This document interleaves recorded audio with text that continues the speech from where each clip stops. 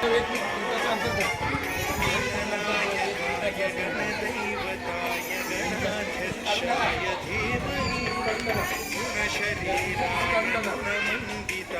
गुणेशानाय धीमहि गुणातीताय गुणाधीशाय गुणप्रविष्टाय धीमहि एकदन्ताय वक्रतुण्डाय गौरीतनयाय धीमहि गजेशानाय भालचन्द्राय श्रीगणेशाय धीमहि एकदन्ताय वक्रतुण्डाय गौरीतनयाय धीमहि गजेशानाय भालचन्द्राय श्रीगणेशाय धीमहि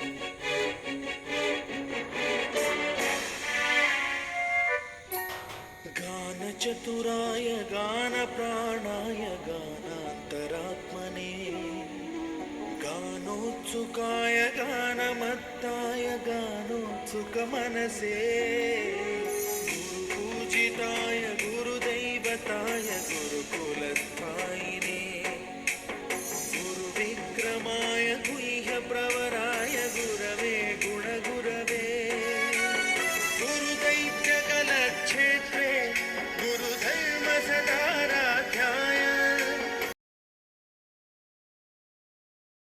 ठेवतात, मंत्रोच्चार करतात आणि तो जिवंत होतो आणि तो बाल गणेश नंतर बघतो हात लावून, अरे बापरे हे सोंड आहे बघा, गणपतीला सोंड आहे का नाही?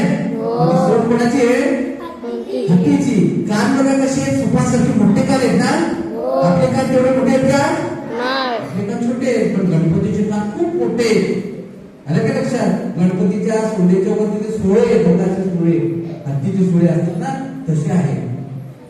हा, तर अशी ही जी कथा आहे ही गणपतीची कथा आहे. त्याच्यानंतर दुसरी कथा बघा. आता हा जो गणपती असतो हा आणि त्याचा एक भाऊ असतो कार्तिक. गणपतीचा भाऊ कोण? हा, गणपतीचा भाऊ कार्तिक हा मोठा असतो. मग तेव्हा त्यांच्यामध्ये बोलता बोलता शर्यत लागते, जशी तुमच्या घरी पण कधीतरी बघा लागते. आणि ते ठरवतात की या पृथ्वीला जो प्रदक्षिणा पहिला घालेल तोच खरा भक्त, तोच खरा देव. मग त्यांच्यामध्ये स्पर्धा लागते. आता कार्तिक स्वामी काय करतात?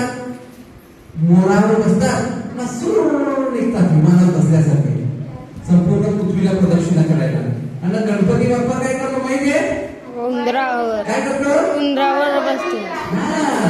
शंकर आणि पार्वती म्हणजे त्याचे आई वडील, त्याचे माता पिता असे बसलेले असतात. त्यांना असा तो नमस्कार करतो, अशा 7 फेऱ्या पूर्ण करतो आणि नमस्कार करतो आणि थांबतो त्या ठिकाणी.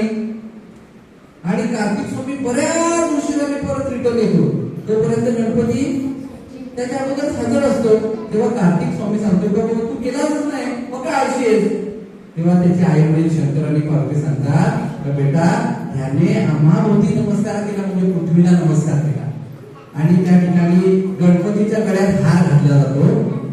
मग गणपतीचं मन खूप मोठं असते. दादा खरं